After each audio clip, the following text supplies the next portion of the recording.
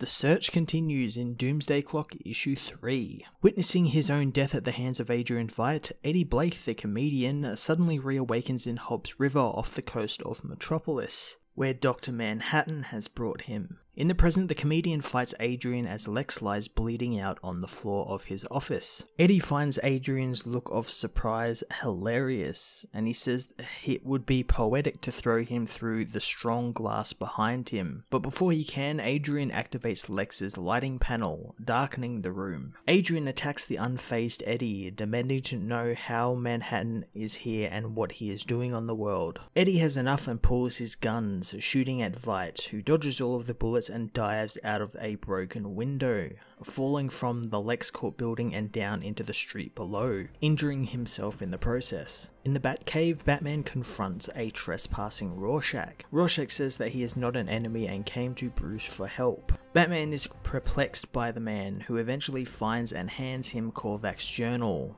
which he hopes Batman will read and hopes it will explain everything. In the Gotham amusement park, Mime and Marionette free themselves and begin to try to learn where they are, since Adrian clearly had no idea and they're definitely not in Jersey. Marionette says that she never should have joined until they saw what had happened to their son. Surveying Gotham, they realize they definitely aren't in Jersey. In the Batcave, Batman reads through the journal, and realizing that Rorschach is eagerly waiting over him, he tells him to head into the mansion and get some rest. Elsewhere in an old folks' home, some of the residents talk about the recent Superman theory and how the heroes they knew were real people and had real names like Teddy Roosevelt. In the home, Johnny Thunder waits for his granddaughter and her son to take him out for dinner. On the TV, more heroes like Rex Mason and Kirk Langstrom step forward, confirming ties to the Department of Metahuman Affairs. One of the residents changed the channel over to an old movie starring Carver Coleman in his final movie role. The movies begin as Johnny continues to wait for his family.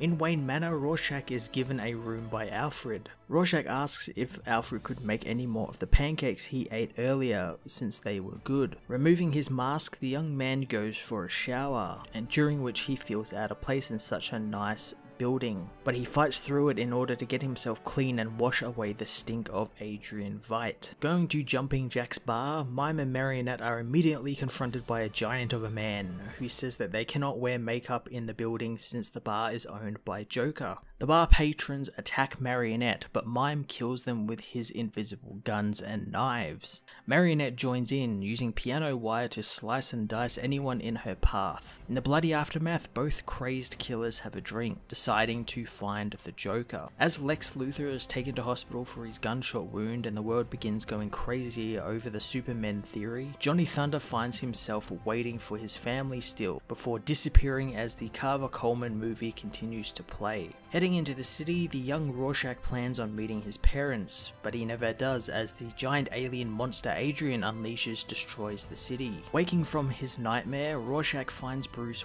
waiting for him. Bruce says he read the book and he knows where Manhattan is. Sneaking into Arkham Asylum, Batman says that he is inside the prison. He takes the young man into a cell before slamming the door shut, saying Rorschach belongs in the prison. Angered, Rorschach begins yelling and screaming as Batman walks away, saying he is going to kill the Batman. Doomsday Clock issue 3 again was a really well-oiled machine that chugged along at a really nice pace and didn't go overboard in what was revealed. I'm so happy with how Geoff Johns handled his interaction with Batman and Rorschach and how they went about talking about things, and thinking a lesser writer it would have just evolved into like an action scene where there didn't need to be an action scene. We also got Rorschach unmasked, and his identity, while still a mystery, was teased really heavily this issue, and we saw some of his past and how he was affected by Adrian's actions. Johnny Thunder's appearance was nice, and I'm glad that they actually remembered his part in the DC Universe special, as was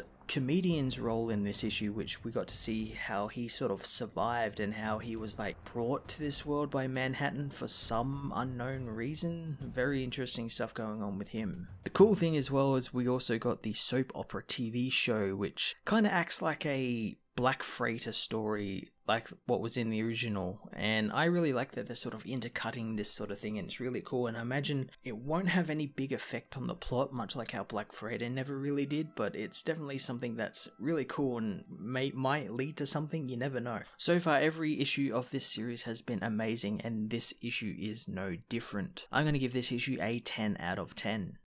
Hey everyone, thanks for watching my newest video. If you enjoyed it, you might also like to check out my other reviews here on my channel. You can also follow me on various social media platforms like Twitter by searching Matt_FOS, or even join the Comic Multiverse Discord server and chat with other comic book fans, including myself and Joel from Cape Joel. Want cheap comics and trades? Head over to the Book Depository with the link in the description to get the cheapest trades and comics around, along with free shipping anywhere in the world. Until next time, this has been Matt of the Fortress of Solitude. Thank you so much for watching.